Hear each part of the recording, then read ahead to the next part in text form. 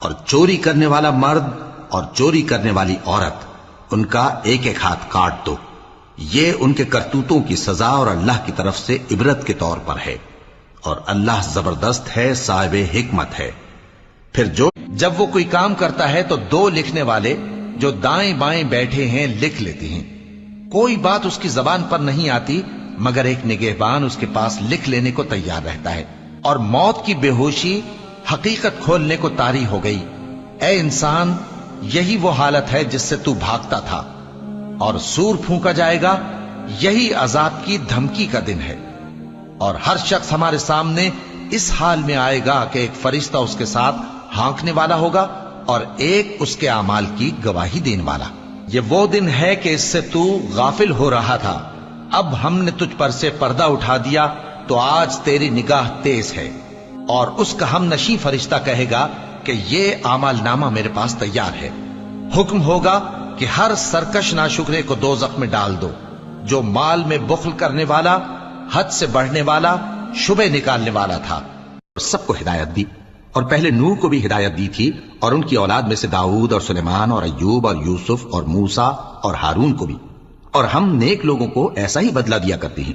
اور زکریا اور یحییٰ اور عیسیٰ اور الیاس کو بھی، یہ سب نیکوکار تھے، اور اسماعیل اور الیسع اور یونس اور لوط کو بھی، اور ان سب کو دنیا جہاں کے لوگوں پر فضیلت بخشی تھی، اور بعض کو ان کے باپ دادوں اور اولاد اور بھائیوں میں سے بھی، اور ان کو برگزیدہ بھی کیا تھا اور سیدھا رستہ بھی دکھایا تھا۔ یہ اللہ کی ہدایت ہے، اس پر اپنے بندوں میں سے جسے چاہے چلائے۔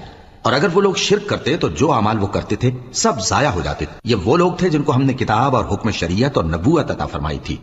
اگر یہ کفار ان باتوں سے انکار کریں تو ہم نے ان پر ایمان لانے کی۔ اور جب ابراہیم نے اللہ سے عرض کیا کہ اے پروردگار، مجھے دکھا کہ تو مردوں کو کیوں کر زندہ کرے گا، اللہ نے فرمایا، کیا تم نے اس بات کا یقین نہیں کیا؟ انہوں نے کہا، کیوں نہیں، لیکن میں دیکھنا اس لیے چاہتا ہوں کہ میرا دل اطمینان کامل حاصل کر لے۔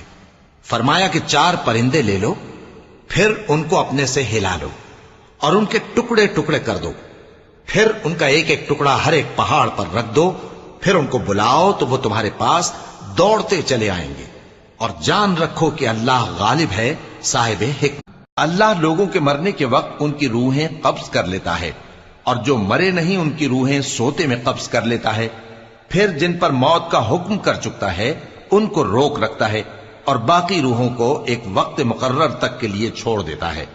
جو لوگ غور و فکر کرتے ہیں ان کے لیے اس میں نشانیاں ہیں۔ کیا انہوں نے اللہ کے سوا اور سفارشی بنا لیے ہیں؟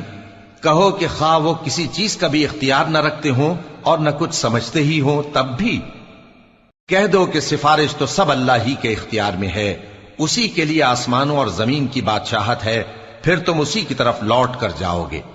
اور جب ایک اکیلے اللہ کا ذکر کیا جاتا ہے تو جو لوگ آخرت پر ایمان نہیں رکھتے ان کے دل گھٹ جاتے ہیں، اور جب اللہ کے سوا اوروں کا ذکر کیا جاتا ہے تو فوراً خوش ہو جاتے ہیں۔